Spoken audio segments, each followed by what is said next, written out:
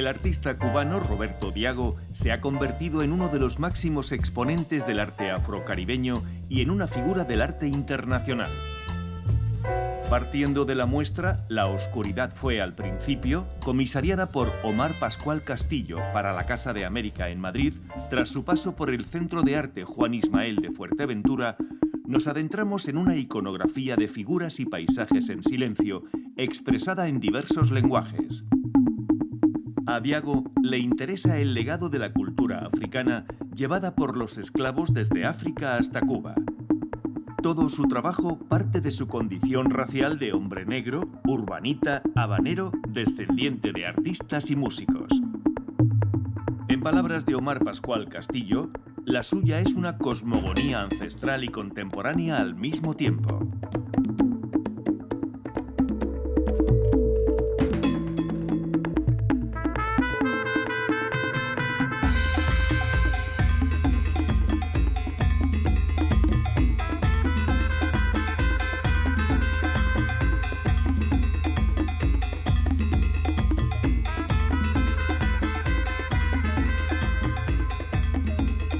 Para dos cubanos, un curador cubano y un artista cubano, presentar un proyecto en Casa de Américas es un lujo. Es el lugar con el que hay una conversación constantemente desde España y Europa hacia las Américas.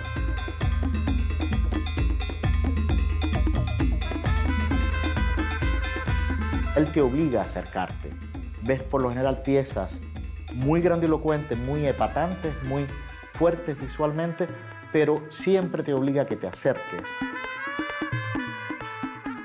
Y ese diálogo quería lograrlo. Pues por eso en Casa de América pusimos un díptico en el lobby que te guía hacia la escalera y te hace entrar a la sala.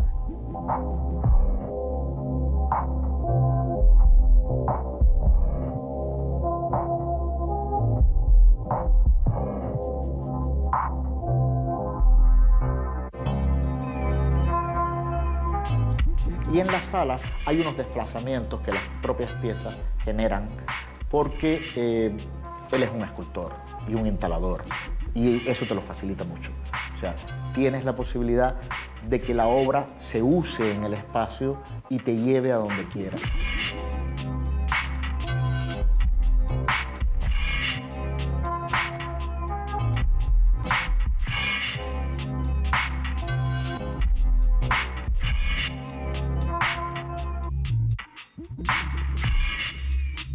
Lo que teníamos que pensar era, como curador, cómo íbamos a crear siempre una especie de movimiento hacia un lado y hacia otro para que la exposición siempre te guiase por diálogos y conversaciones. Que tuviese una hilación poética, no de materias, no de lenguajes. Y lo que yo quería es que se viese lo que él es como un todo. Y ese todo, en este caso, creo que lo que lo da es esa especie de movimiento que tienen las obras.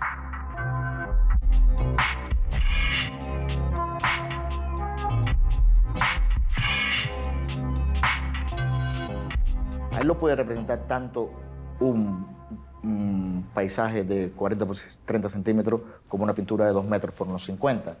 De hecho, la entrada de la exposición siempre es ese paisaje pequeño, porque esa mirada íntima puede ser más potente o fuerte que la grande y espectacular.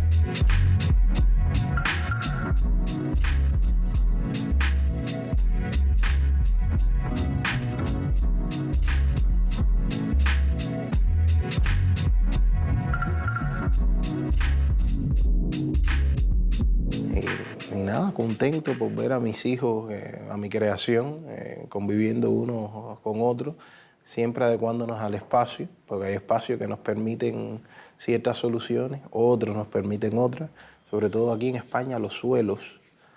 Es interesante el tema de los suelos porque en algunos lugares es el cemento puro y ese gris es una obra en sí, a la hora de dar el contraste, sobre todo con las piezas que van por el piso.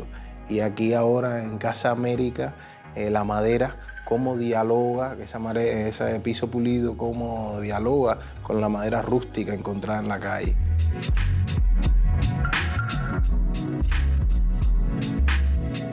El título es muy importante porque es la parte literaria que ubica al espectador. Dice, bueno, ¿de qué va? Y es como el leitmotiv que te va dando, te va llevando de la mano por la obra. Porque te digo, Paño Mágico es una madera que ondula en el espacio, pero empiezas a decirte, bueno, pero ¿por qué mágico? Y ahí empieza con esas preguntas, ahora un poco que empieza a responderte y empieza un diálogo entre espectador y el objeto artístico en sí.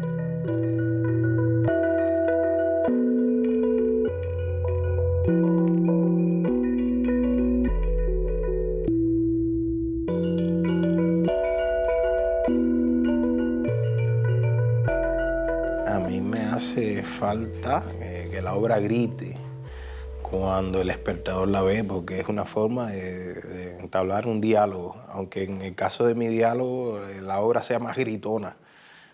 Hay piezas que son monumentales y le dicen a la gente, oye, mira, esto pasa.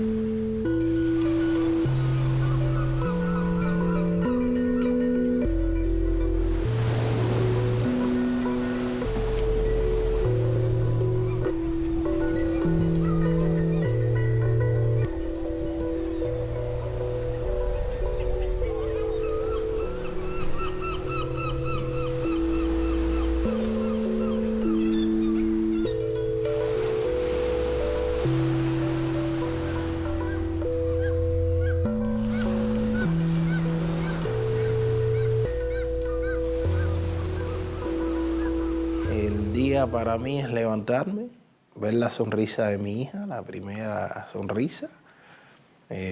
Mi esposa me prepara el café o yo se lo preparo a mi esposa y comienza el día a fluir. Trato de que el guión que me he hecho ya con estos años, ya tengo 52 años, es que fluye el día a día.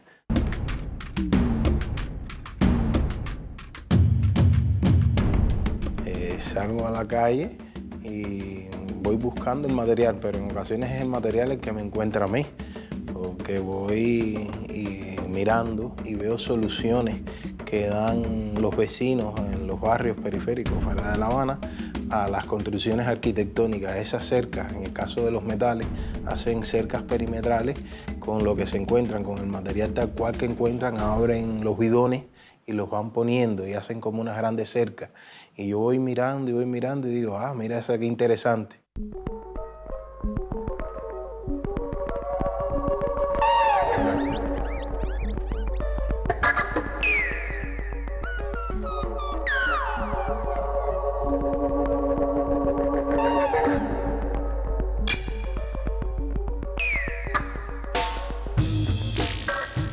Hay un arte cubano que nace en La Habana, que se hace en La Habana, que se piensa desde La Habana, tiene una nota distintiva, y esa nota distintiva es que tiene una relación con el paisaje crítico. No es una relación de adoración al paisaje, es una relación crítica hacia el paisaje.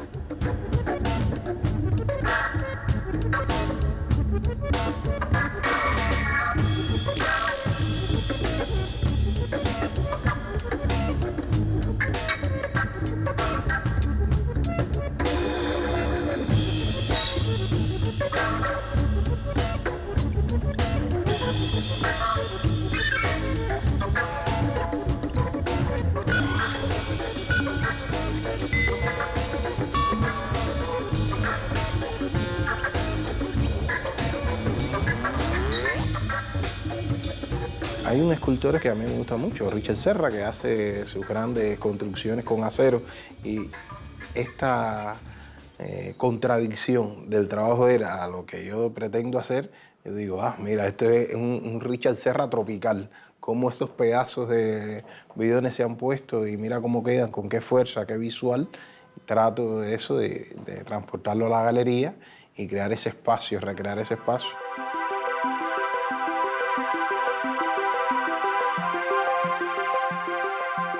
Con la madera pasa algo similar, voy y veo grandes botaderos de basura y digo, mira, esta madera me puede servir para una estera, esta me puede servir para una figura que tengo setada, y así voy solucionando ese momento del proceso del encuentro. También los ayudantes, mi esposa que va por los lugares y me dice, mira, en tal lugar vi un bidón que dice Cubalux, vamos para allá a buscarlo. Y así vamos moviéndonos, encontrando el material. Es un proceso.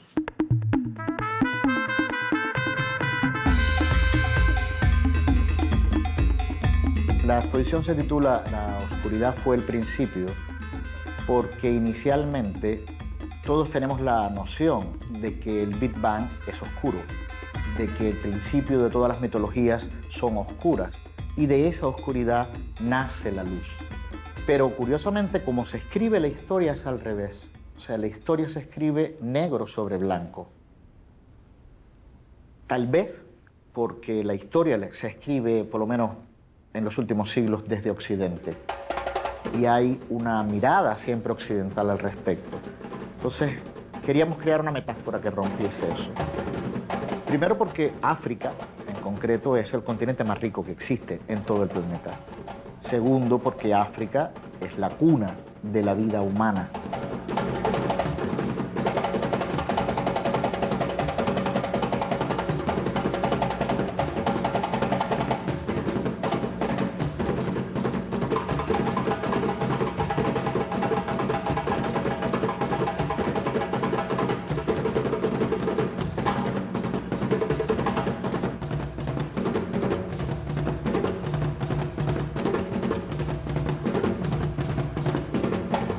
¿De qué estamos hablando cuando hablamos de racismo?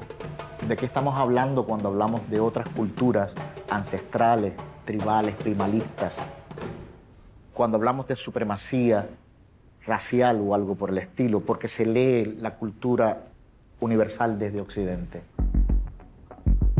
En la muestra de Fuerteventura, en la segunda planta pintamos todas las paredes de negro, pusimos todas las peanas negras, las piezas prácticamente como flotan. Yo le decía que para mí era un homenaje invertido también a la capilla de Rothko.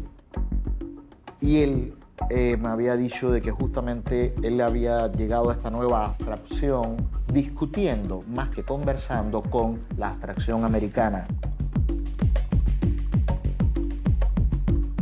Ya los pueblos africanos hacen trabajos de motivos abstractos desde hace 10 siglos antes.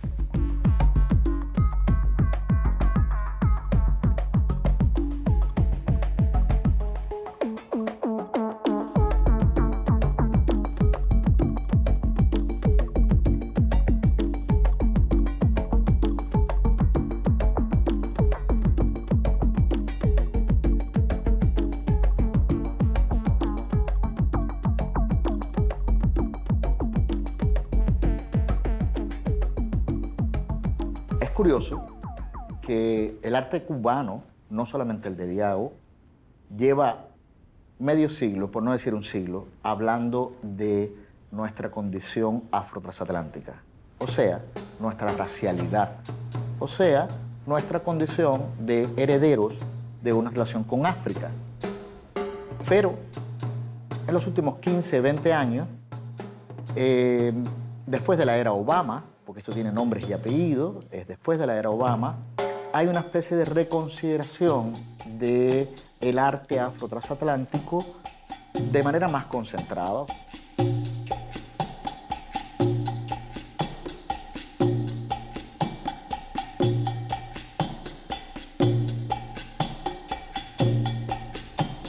Hay un discurso que ha cambiado, antes era postcolonial, yo soy formado en el pensamiento postcolonial y ahora tiene otro nombre que es decolonial, que va más preciso, o sea, que incide de manera más quirúrgica en el tema racial.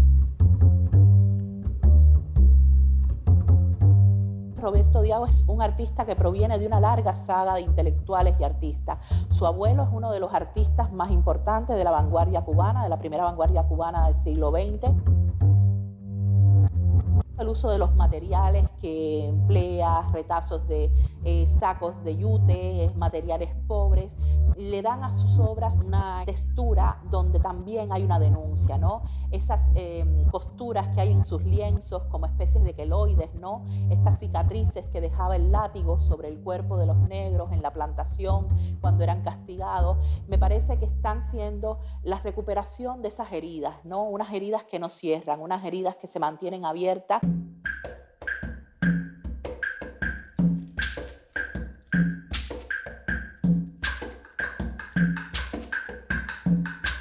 La instalación me da esa posibilidad, al igual que la escultura como tan monumental, me da esa posibilidad de apabullar al público, de asustarlo, de retenerlo visualmente y decirle, mírame, estoy aquí, para que el diálogo sea contundente. Yo le llamo piñazo visual. Es un golpe, que si ese golpe no surge, de repente me siento como perdido.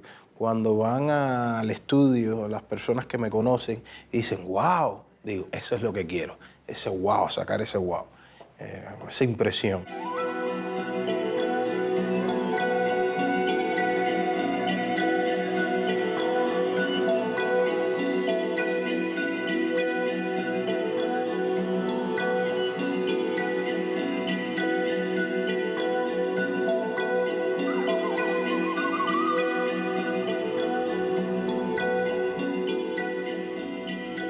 En otros momentos me voy a una obra intimista, estoy no melancólico, pero sí muy íntimo, muy introspectivo, y me pongo a hacer algo pequeño, a que la gente se acerque ese detalle.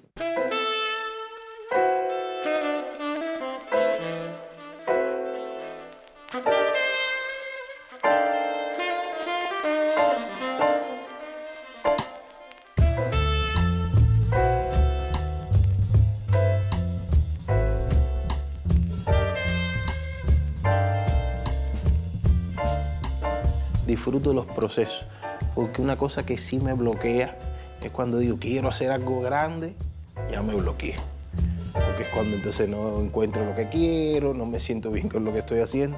Yo lo voy haciendo y que vaya fluyendo y que vaya fluyendo. Muchas series me han salido así. Voy trabajando y al cabo de un año de producción sobre lo que estoy haciendo, miro y digo, wow, eso me gustaría exponerlo en la calle. Ojalá alguna bienal me invite para tener esta posibilidad de un espacio público y compartirlo con la gente.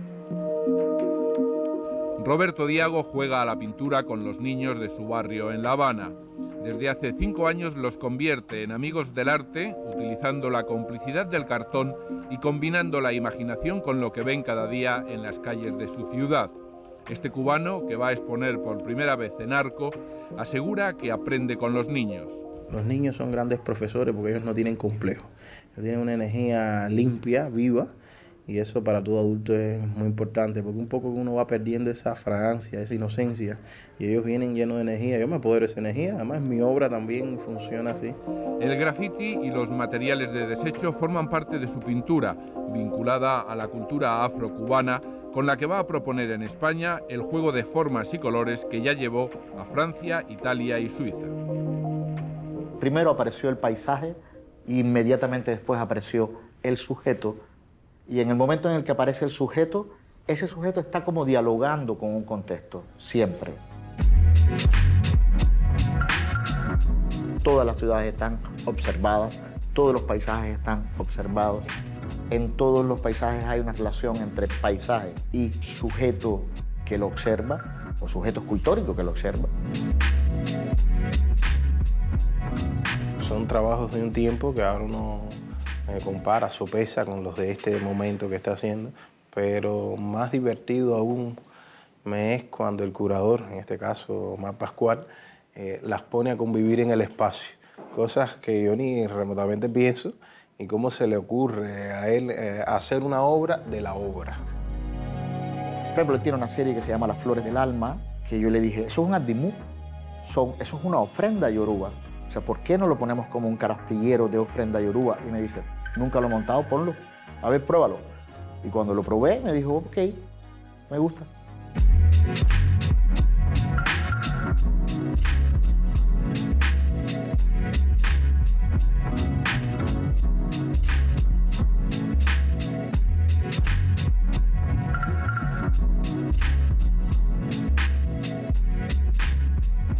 soy de los pocos que se puede dar el lujo de decir que no es una formación forzada, académica, no, es natural, es de la familia, de los orígenes. Mi familia tiene un gran peso dentro de la cultura cubana por la parte musical, los urfés, con el danzón. Mi bisabuelo revolucionó el danzón con el estribillo, que fue muy importante para el bailador en la época. Viene de una tradición de cómo relacionarse con el objeto arte de una manera desprejuiciada. O sea, él es nieto de Roberto Diago, el artista de la vanguardia cubana, amigo de Lan, de René Portocarrero, de Mariano.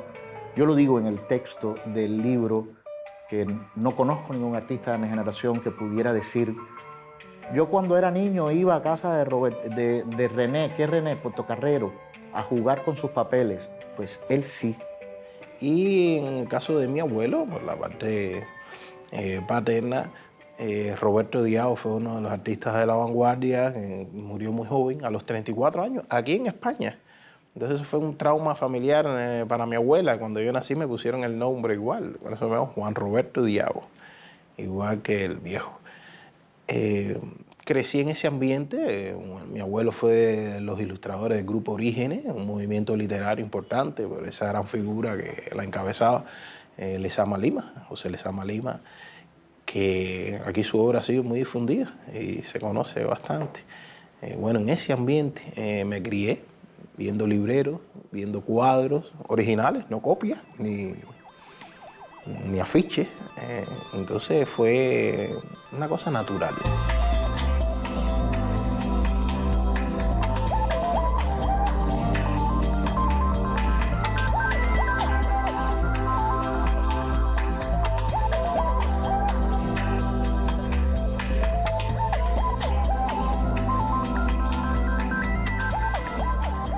En la primera sala, que es la sala en la que se encuentran los paños mágicos y la escultura Libertad, de la serie Libertad, que son estos hombres libres que él hace con pedazos de maderas ensambladas. Los paños mágicos para mí representan las esteras sobre las que se hacen los rituales yorubas. Queríamos que el espectador viviera eso, que el espectador de alguna manera sintiese ese espacio de recogimiento, que es la intimidad de la consulta religiosa. Por otro lado, que tuviese una especie de momento de paz o de respiro, que es cuando mira los paisajes y los paisajes se convierten en una perspectiva china que se proyecta una en otra, y después entras empujado por la curiosidad de ese elemento que está en el suelo moviéndose, que es el queloide, una pieza que Roberto nos ha hecho específicamente para Casa de América. Hay otra conversación entre las figuras. Hay 4 figuras flotantes de esculturas de bronce, una figura en peana y 2 a suelo, que de alguna manera también crean una especie de simbología de cuál es el ciclo vital de nuestra vida. Es como si pensasen la escultura como algo desnudo que después viste. Y en el caso de sus pinturas pasa lo mismo, porque están hechos de pedacitos de tela que convierten un gran pastiche todo el soporte, y ahí hay una especie de insistencia del cariño, de lo que se está poniendo sobre el trabajo. A ver, hay una serie de rituales yorubas que hacen eso.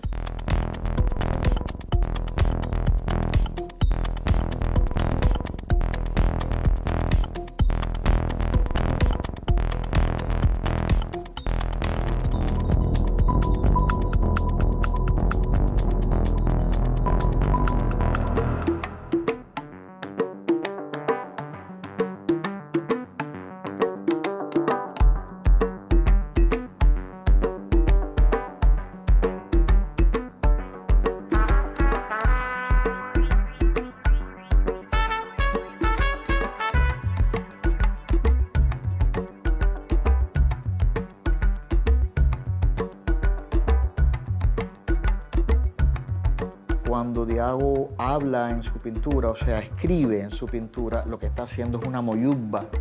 O sea, que una moyubba significa un rezo, un te deum, una especie de grito. Cuando usa texto, y es como que se sincera, porque lo que queda ahí no es ni pretencioso, ni político incisivo, sino es una cosa íntima que te revela. Está muy cercano a el pensamiento de la cosmogonía de los yoruba, que no tiene esa retahíla, es más sintética. Hay algo sintético en lo africano que él lo tiene.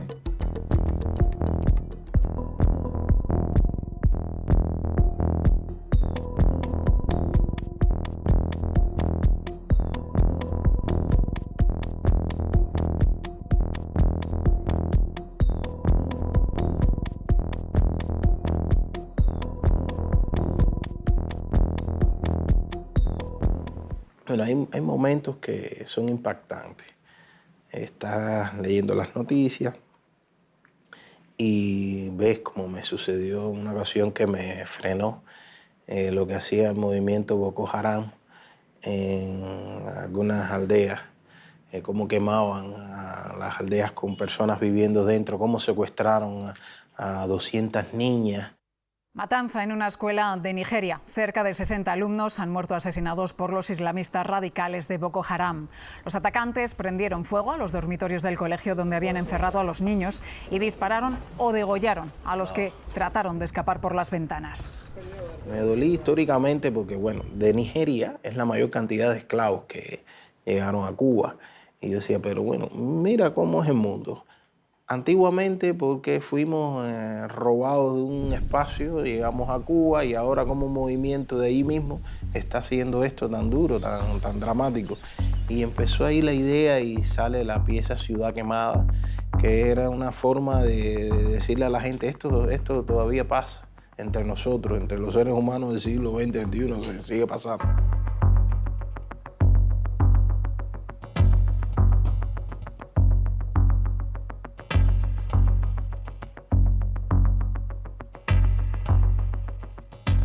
Trato de dejarle, digamos que un 50% al público.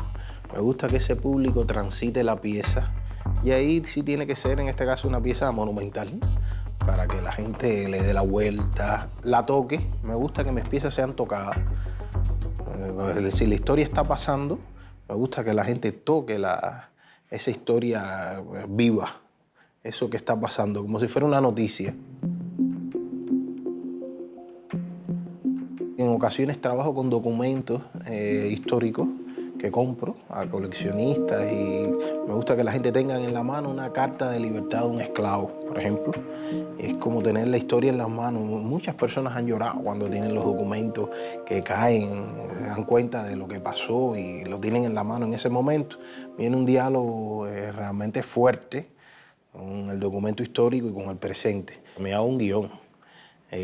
Voy a la biblioteca, veo lo que hay en la prensa, busco en internet, voy colectando y voy colectando y colectando. Y cuando viene a ver, tengo todo un bulto de noticias de periódicos que recorto y los muestro en ocasiones.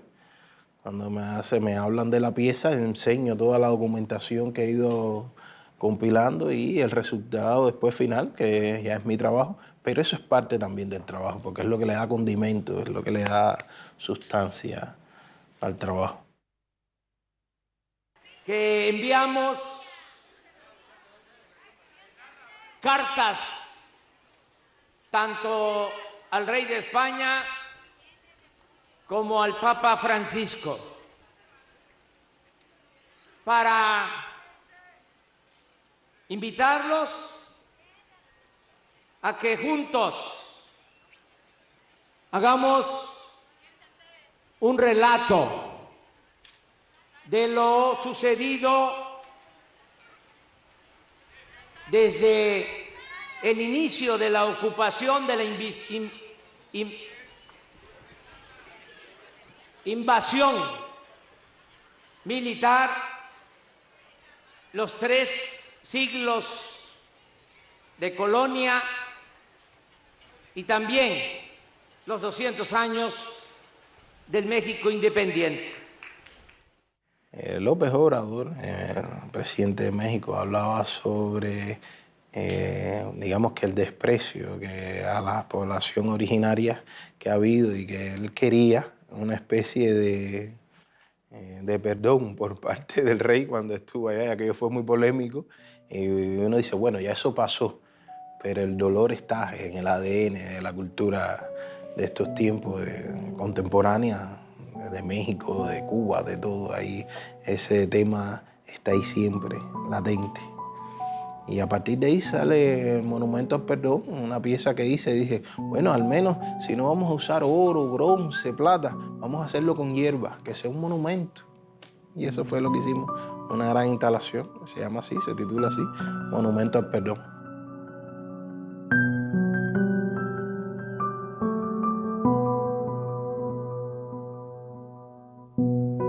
Y hay muchos momentos en que el arte simplemente es placer, o simplemente es terapia, o simplemente es sanación.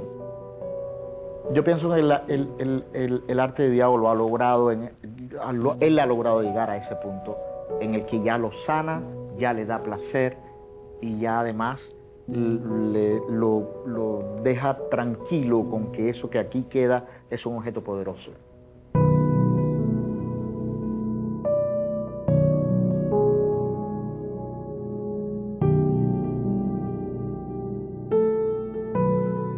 Trato de que todo sea fluido. Yo le digo a mi familia, que son los primeros que me reciben todas las mañanas, que el día sea en paz y vamos a trabajar. Al final, la finalidad es compartir la producción que uno está haciendo con los demás.